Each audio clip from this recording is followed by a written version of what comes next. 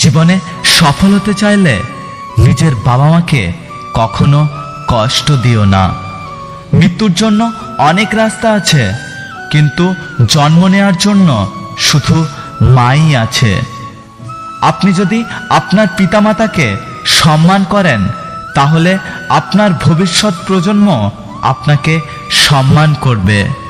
এই পৃথিবীতে ওপরওয়ালার দেওয়া সবচেয়ে বড় উপহার হলো মা। মা এমন একটা সম্পদ যা হারিয়ে গেলে পৃথিবীর কোথাও তা আর খুঁজে পাওয়া যাবে না।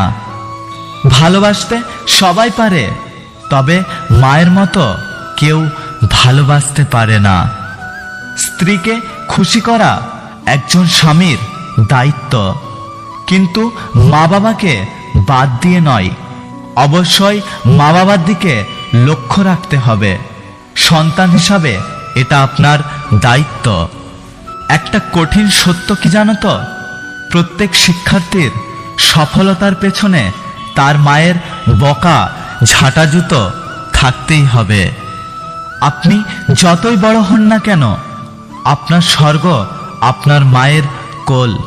তাই মাকে ভালোবাসুন, কোনো সময় কষ্ট দেবেন না।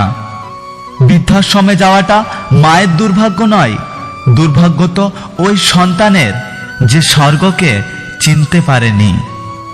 মায়ের সাথে সবকিছু শেয়ার করা মানুষগুলো জীবনে কখনো পথভ্রষ্ট হয় না।